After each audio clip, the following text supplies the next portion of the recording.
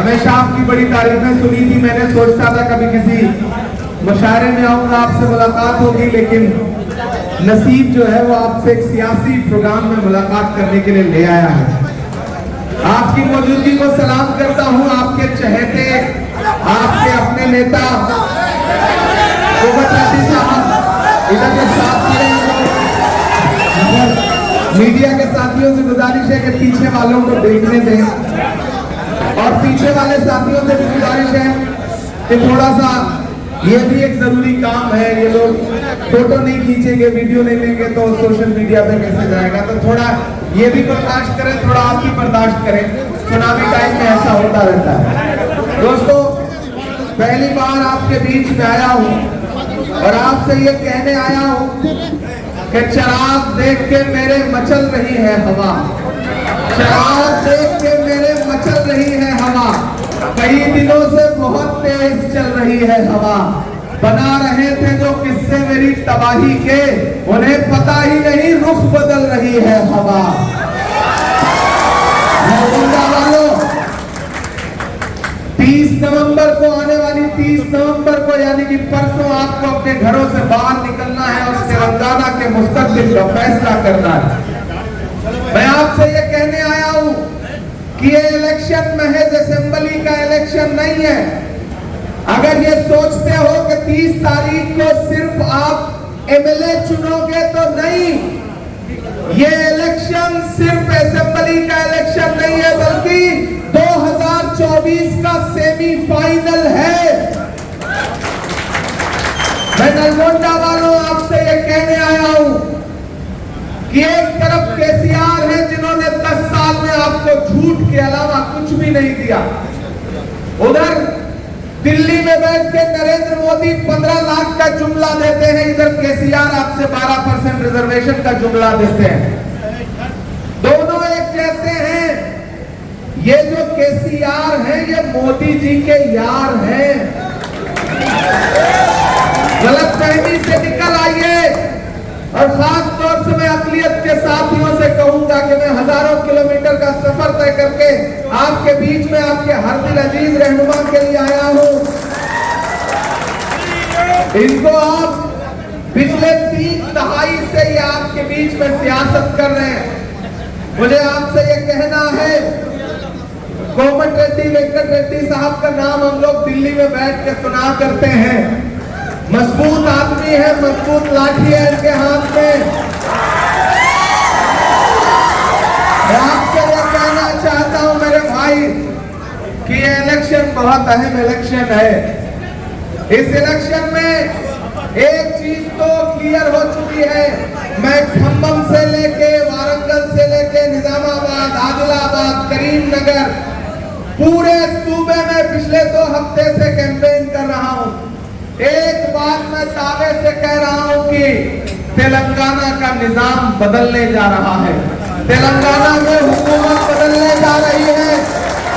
कोई ताकत यहां कांग्रेस की सरकार बनने से रोक नहीं सकती है। ऐसे में मुझे अक़लियत के साथियों से खास तौर से गुजारिश करते हुए बात कहनी है कि बनती हुई सरकार के साथ खड़े हो जाओ। पार्टी को यह एहसास दिलाओ कि सरकार बनाने में तुम्हारा बहुत बड़ा रोल है। हमने माइनॉरिटी डिक्लेरेशन का अलग से प्रोग्राम किया। पहली बार ऐसा हुआ कि दलित भाइयों के लिए अलग से डिक्लेरेशन, ओबीसी के लिए अलग से डिक्लेरेशन और अभियंताओं के लिए भी अलग से डिक्लेरेशन। 4000 करोड़ का बजट अनाउंस किया है पार्टी ने आपके लिए। तालीम की बात करने वाली मेरी नस्लों, high school, intermediate, graduation, PhD, MPhil की पढ़ाई के लिए कांग्रेस पार्टी कह रही है कि हुकूमत बनने दीजिए, हम आपको अलग से स्कॉलरशिप देंगे। केसीआर ने आपसे जुमला दिया था कि डबल बेडरूम देंगे, मिला क्या? मिला क्या? आपको डबल बेडरूम नहीं मिला, लेकिन केसीआर के बंगले में कितने बेडरूम है पता है? 20 से ज्यादा। केसीआर का बंगला बना, केटीआर का महल बना, कविता का बंगला बना, लेकिन आपको डबल बेडरूम नहीं मिला। शादी मुबारक स्कीम के नाम पे आपकी बच्चियों को ये बताया कि गरीब बच्चियों को पैसा मिलेगा, लेकिन बच्चियों को नहीं मिला, बिचौलियों को मिला, बिचौलिए खा गए। एक भी वादा पूरा नहीं किया केसीआर ने। अगर आपको यह लगता है कि केसीआर सेकुलरिज्म का झंडा उठाते हैं तो नहीं। मैं मेंबर ऑफ पार्लियामेंट हूं, देश की राज्यसभा में बैठता हूं, सबसे बड़ी पार्लियामेंट में। मेरी इन्हीं आंखों ने देखा है कि जब भी नरेंद्र मोदी को जरूरत पड़ती है तब तक बीआरएस भाजपा की गोद में बैठी मिलती है। और नाम बदलने का शौक सिर्फ भाजपा वालों को नहीं है, इनको भी है। इन्होंने तो अपनी पार्टी का ही नाम बदल के शुरुआत की, टीआरएस को बीआरएस कर दिया। बीआरएस का फुल फॉर्म नहीं पता होगा, मैं नया फुल फॉर्म बता रहा हूं। बीआरएस का फुल फॉर्म है भाजपा रिश्तेदार समिति। ये नरेंद्र मोदी के दोस्त हैं, क्योंकि नरेंद्र मोदी जी ने अभी 2 हफ्ते पहले तेलंगाना में एक स्टेटमेंट दिया जिसे याद कर लो, जहनों में बिठा लो। नरेंद्र मोदी जी ने कहा कि केसीआर मेरे पास आए थे अपने बेटे को चीफ मिनिस्टर बनवाने के लिए। वैसे तो मैं नरेंद्र मोदी जी की ज्यादातर बातों को झूठ मानता हूं, लेकिन ये वाली सच्ची है, बिल्कुल सच्ची बात है।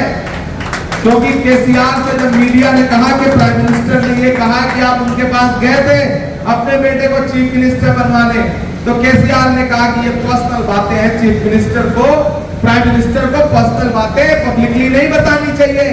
अरे केसीआर साहब, कौन कौन सी पर्सनल बातें छुपाओगे? कैसे छुपा पाओगे कि प्रेसिडेंट के इलेक्शन में पूरा अपोजिशन एक तरफ था लेकिन आपकी पार्टी ने भाजपा को वोट दिया?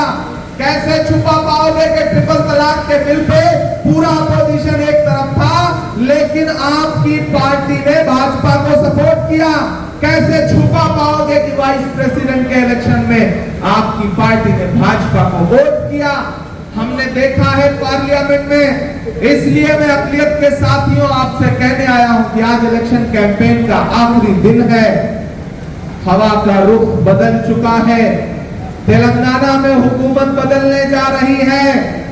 मेरे भाई, अगर सिर्फ असेंबली का मसला होता तो मैं इतना भाग दौड़ करके आपके बीच में नहीं आता।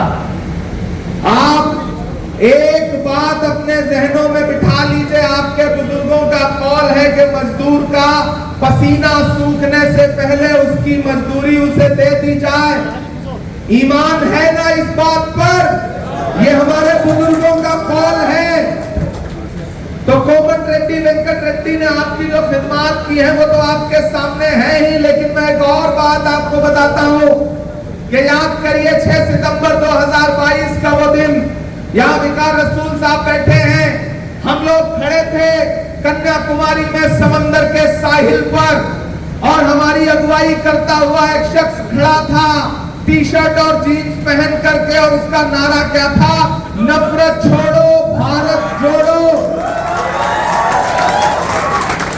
सिर्फ एक नारा, नफरत कम करने की कोशिश। और इस कोशिश में कितना चला वो शख्स? 4000 किलोमीटर। इस मुल्क में नफरत के सबसे ज्यादा शिकार कौन है? कभी सोचा है? हम हैं, आप हैं, आप हैं। तो नफरत कम होगी तो फायदा किसका होगा? सुकून किसे मिलेगा? वो चलता रहा 4000 किलोमीटर अपने पैर के छालों की परवाह किए बगैर। मैं उनके साथ कंधे से कंधा मिला के चल रहा था। मुझसे मीडिया के एक साथी ने कहा, इमरान साहब आप तो शायर हैं, आप क्या कहेंगे? मैंने कहा मैं तो बस इतना कहूंगा कि जो हर जालिम से टकराएगी वो आंधी बनाऊंगा, जो हर जालिम से टकराएगी वो आंधी बनाऊंगा। नए अंग्रेज आए हैं, नया गांधी बनाऊंगा। मैं चलता रहा राहुल गांधी के साथ। अभी तक राहुल गांधी के पैर के छाले सूखे नहीं है नलगुंडा वालों। तो फिर आप तो इस बात पर ईमान रखते हो ना कि मजदूर का पसीना सूखने से पहले उसकी मजदूरी दे दी जाए। कोमट रेड्डी, वेंकट रेड्डी साहब को आपका दिया गया है कि वोट सिर्फ इन्हें नहीं मिलेगा, राहुल गांधी को मिलेगा, इमरान प्रतापगढ़ी को मिलेगा, मल्लिकार्जुन खड़गे जी को मिलेगा। मैं इसलिए आपसे अपील करने आया हूं कि ये इलेक्शन बहुत अहम इलेक्शन है मेरे भाई, चूकना नहीं है। कभी नेताजी सुभाष चंद्र बोस ने कहा था कि तुम मुझे खून दो, मैं तुम्हें आजादी दूंगा। मैं यहाँ खड़ा होकर कह रहा हूँ कि 30 नवंबर को नलगोंडा वालों आप हमें तेलंगाना जिता के दीजिए, हम 2024 में आपको दिल्ली जीत के देंगे। ये हमारा आपसे वादा है। मैं इससे गुजारिश करने आया हूं कि 10 साल बड़ा मौका दे दिया आपने केसीआर साहब को, आपसे झोली भर भर के वोट लेते रहे और जाकर के नरेंद्र मोदी जी की गोद में बैठते रहे। पूरे देश में ईडी ने, सीबीआई ने, इनकम टैक्स ने, पूरे अपोजिशन के यहाँ छापे मारे, लेकिन आज तक कभी केसीआर के यहाँ कोई ईडी का छापा पड़ा नहीं पड़ा। कुछ तो है जिसकी पर्दादारी है, कोई तो रिश्ता है। इसलिए मैं नलगोंडा और इतराफ के अक़लियत के साथियों से कहता हूं कि अपनी आंखों पे पड़ा हुआ केसीआर की मोहब्बत का चश्मा उतार दीजिए। मैं पूरे सूबे में जहां जा रहा हूं बस एक नारा सुनाई पड़ रहा है, बाय बाय।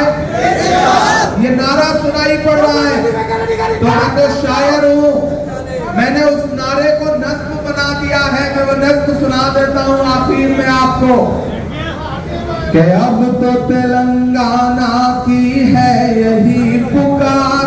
तैयार रहिएगा नलगोंडा वालों मेरे साथ कि अब तो तेलंगाना की है यही पुकार। Bye bye KCR, bye bye KCR, बंद करो झूठ का ये अपना कारोबार। बाय बाय केसीआर के लूट लिया तुमने ये पूरा तेलंगाना, झूठ मूठ का बनाओ ना बहाना। माला माल हो गए सब तेरे रिश्तेदार। Bye bye KCR, bye bye KCR. आखिरी बंद पड़ता है इस नज़्म का कि अब नहीं चल पाएगी मोदी जी से यारी, अब नहीं चल पाएगी मोदी जी से यारी। तुम नहीं निभा पाए अपनी जिम्मेदारी, आपकी ये कार अब तो हो गई बेकार। Bye bye KCR, bye bye KCR, बंद करो झूठ का ये अपना कारोबार। और सिर्फ 3 दिन, 3 नहीं, हम तो 2 ही दिन बचे हैं ना, 2 भी कहां बचे हैं, 30 वोटिंग होनी है तो 1 ही दिन बचा है। कि सिर्फ 1 दिन की है अब आपकी सरकार। Bye bye KCR, bye bye KCR,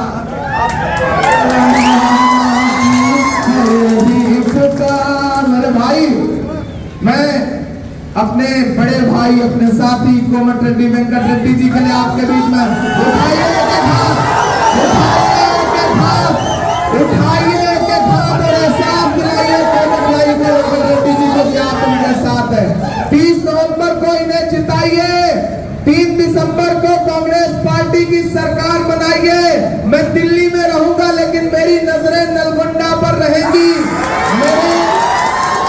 मेरे आने को मायूस मत होने दीजिएगा, मुझे शर्मिंदा मत होने दीजिएगा। अपना एक एक वोट कोमट रेड्डी, वेंकट रेड्डी जी के हाथ के पंजे के निशान के सामने वाला बटन दबा करके इन्हें जिताइए। मैं वादा करता हूं कि चुनाव होने के बाद, सरकार बनने के बाद एक बार फिर आपका शुक्रिया अदा करने जरूर आऊंगा। बहुत शुक्रिया, बहुत बहुत।